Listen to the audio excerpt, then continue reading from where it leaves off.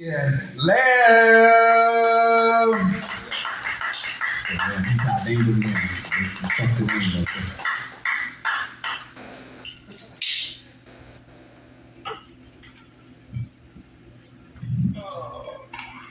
What's up, little homies? Thank you to Siline's for holding this event tonight. Not exactly where I thought I'd end up with my comedy career, but I'm happy to be here, guys. Don't worry, my career is just trudging along too.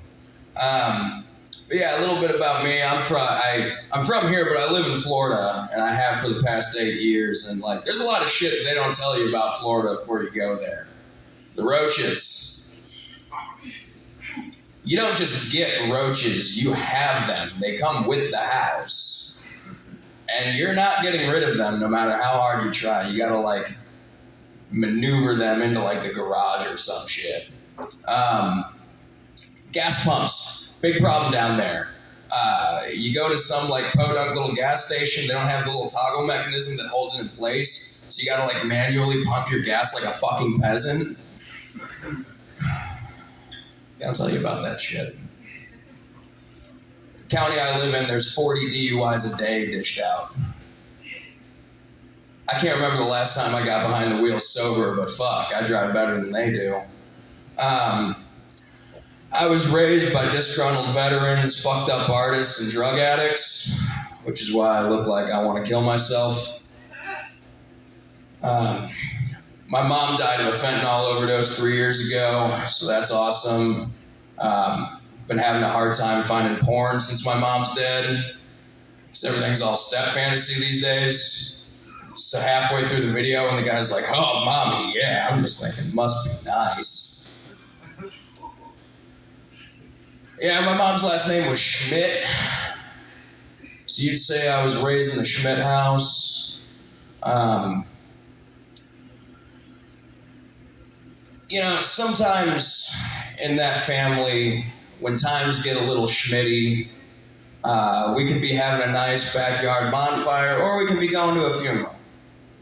Or maybe somebody will go to rehab or get a DUI, in which results in schmitting the bed. Or maybe catch me outside in that parking lot later and we'll have a passionate fist fight, in which we result in going ape schmidt. That's not a threat, that's just part of the joke. All in all, I feel like I made it through my childhood pretty unscathed, because like I never got molested, which is more than any of my ex-girlfriends can say. Now, look, I didn't molest them, I just like damaged goods and I shop at Goodwill. One of my friends, when I was growing up, went over to his place, and his parents were real snobby, and his mom got one look at me and was like, "He looks like a fucking heroin addict." I thought, damn, bitch, I'm only 6. I guess I was the damaged goods all along. Yeah. First 4 years living in Florida, I worked at Starbucks, practically lived there too. And let me tell you guys, I don't know if you're Starbucks frequent flyers, but be nice to your baristas, because we'll decaf your ass. That service with a smile comes at your cost. But eventually my thoughts started growing a little darker. Like, decaffing's just not enough. We need a real solution to this problem. And now hear me out. Genocide is wrong, but perhaps what we need is not an ethnical cleansing, but an ethical cleansing. Okay? So if your Starbucks drink requires more than 7 steps, step into my gas chamber, because we don't need you anymore. You contribute nothing to society. And you know what? I hate to say it, nurses were a big part of that.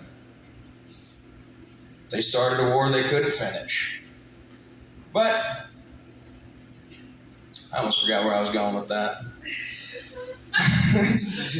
Sorry, just speaking my manifesto here. Now, when I worked at Starbucks, there was a lot of weird shit that would happen. One time, one of my buddies got a gun pulled on him in the drive-thru, and which, that's pretty par for the course in Florida for what you'd imagine. And even better yet, a lady 2 cars up gets out of her truck with a shotgun and diffuses the situation. So you tell me if you've ever seen a better display of the Second Amendment. But, speaking of active shooters, I look at these kids today and I kind of wonder, what it would be like if I were still in school. Would I be the shooter or the shot, I guess it just depends on the day. Well, that was about all I had written down. So, you guys ever stayed in an Airbnb? Yeah. They can be fucking wild, right? One of my buddies from here in Missouri hits me up and he's like, hey, I'm going to be in Orlando for a couple of weeks. What are you doing? I'm like, well, it's about 6 hours from where I live, but we'll make something happen. You rent a place, I'll drive out. He was like, all right. Waits till the second to last day to tell me that he's got a place. He's like, oh yeah, Liam, I got us an Airbnb with character for $100 a night. I get there and I find out, oh Liam, we're gonna be staying on a yacht. Say a yacht for $100 a night? That's kind of cheap. We get there and it looks like the luxury model of the boat from Jaws. And when you get into an Airbnb, I have a problem. When you get to an Airbnb, there's always that booklet, right? And it said the Clay family welcomes you. I probably shouldn't be dropping their name, but if you want to rent their place though, Cape Canaveral. It said the Clay family welcomes you, and I opened it up, and there's a picture of a very average, homely Puerto Rican-looking woman and a Latino Billy Ray Cyrus. They had 1 kid between the 2 of them, and 2 kids you can tell were from Africa. I thought, it's quite modern. I didn't have a problem with it, just wasn't what I expected. And they had neat interests. They had an antique film set, and everything in the house was decorated in antique film still shots and fucking Jesus and shit. And first rule on the list was don't do drugs. Well, I brought a quarterback of mushrooms that night, and we ate the whole fucking thing. And we're looking around, and everything is this nasty 70s brown and mustard yellow. And there's all these pictures of Laurel and Hardy and Charlie Chaplin that give me rape face vibes. And to anyone else, that would have been really unsettling. But yeah, when I was about halfway there, I noticed a sign that said, next exit, Banana River. Come to find out, that's where the yacht we were going to be staying on was. And I thought, Banana River sounds fucking gay. And it was just 2 guys on a yacht on Banana River making memories. Nothing gay about that at all. But all right, that's my time. Thank you very much, guys. Keep it going, Liam. How long you been doing comedy, man?